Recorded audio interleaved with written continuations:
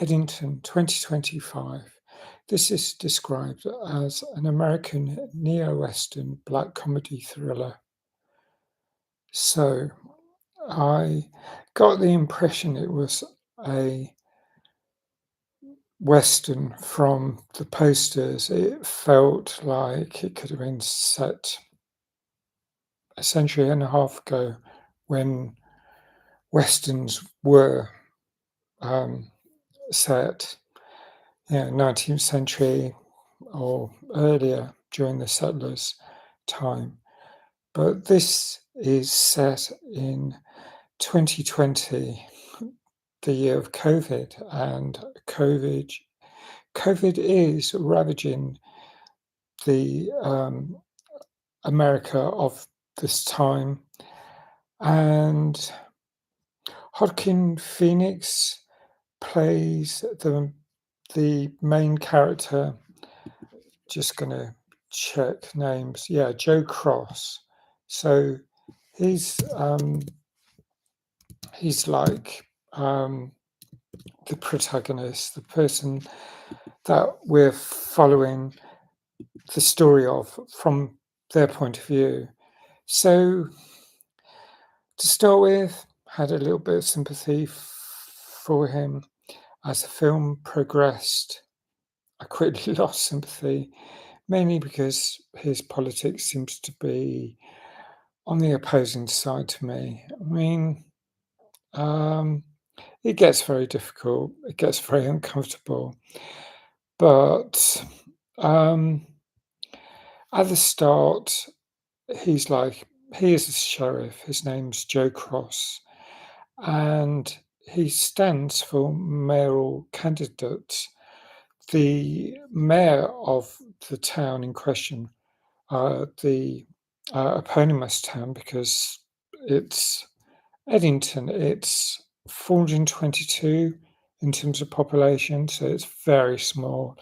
It's smaller than many villages. It's not really a town, but towns, I don't know. It's very different in America. People refer to places that I think of as large villages as cities. Sausalito, I heard when I went there, heard that described as a city, and I thought I had the feeling of Beddgelert in North Wales. So Joe Cross is going to stand as mayor against the incumbent mayor, who is Ted Garcia, played by Pedro Pascal, one of my new favorite actors. Now,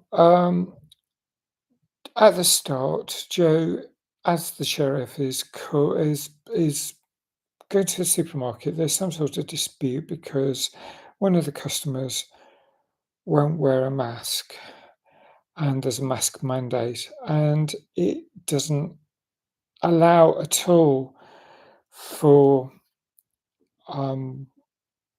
any exemptions, it seems. I mean, in the UK, at this stage, we didn't have in, say, May 2025, which is about the time this was filmed, there was a lot of discussion about face coverings, and some people voluntarily did it, but many people didn't. But as the country started opening up, certainly by about July, it became more that masks are going to be necessary, and it became part of the law. But even then, people were allowed exemptions in the UK simply because of anything from autism, and if you had one of the sunflower lanyards, people would, as a rule, make allowances and not hassle you if you didn't wear a mask. I remember catching trains and going on public transport, having to, wear masks. Many people argue that we really ought to still be wearing masks because COVID has not gone away, but it is very much a free for all in the UK, and the culture is so different from, say, um, South and Eastern Asia, where it seems that people will questionably wear masks when required to. The UK is very much more like the US, where there's a huge divide between people who wear masks and those who are vehemently against it and shout at people who do wear it. So it's almost like it's one of those very divisional, divisive subjects. And I remember people discussed it endlessly, and there were protests both ways, I think. Certainly were protests against masks, especially. I heard about those in the US. And this was a significant theme at the start of this film. And it feels like Joe Cross is going more and more down the route of thinking that COVID is um, fictitious, maybe not fictitious, but I think as the film develops, I lost sympathy as he was getting more into the um, conspiracy theories, and there's a lot said about Wuhan and things like that. There's the debate about vaccines. There's um, a great deal that is talked about in this film, and it's all shown from his perspective. And I felt like recoiling because I didn't agree at all with some of what Joe was saying, but he gets his phone. He declares to his followers that he's going to stand for mayor against Ted Garcia. Now, there are quite a few other significant characters, like Emma Stone plays Louise Cross, um, who's married to Joe. There's Austin Butler.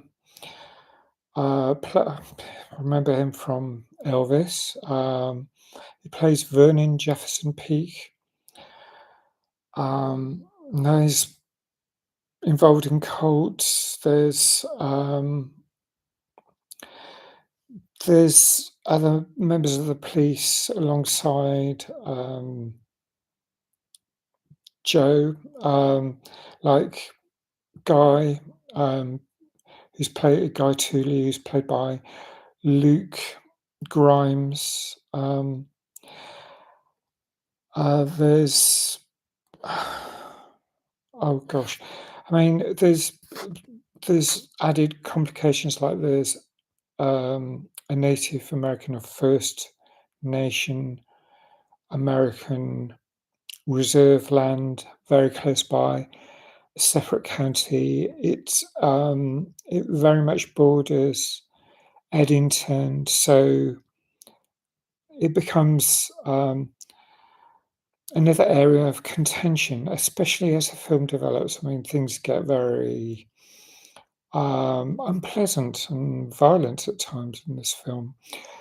It's a very long film. I think that's the one thing that really um, helped mark it down in my scores, um, because at times it just felt very slow paced, and I don't always. Um, I find that sometimes difficult. I didn't enjoy that in this film. I felt it was a bit like started getting a bit pointless. I mean, No Country for Old Men, 2007. That was one of those films that I liked in certain respects, and then there's a lot of drama, and then towards the end it fizzled out, and I thought, what was the point of that? I haven't seen that for a long time, but I may review it again. um, at some point, but films like this are quite difficult for me. I think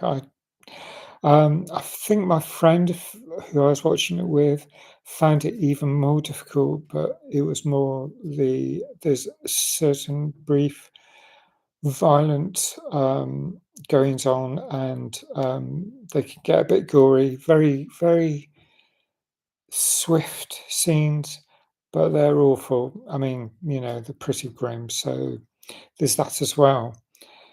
But um, I I'm going to score this 7.5. It wasn't a bad film, and I kind of welcome westerns like this, but um, the way things developed, I mean, suddenly it becomes really shocking and violent, and I kind of understand it, but I thought it was a bit much and just way too long. And I'm going to leave it at that. 7.5 out of 10. Not too bad. I'd watch it again, but I'd split it up if I watched it a second time, I think, on streaming. Let me know your thoughts. Um, Thanks for subscribing. Please like if you like this review. Hit the notification button, and I hope to see you again soon. Bye for now.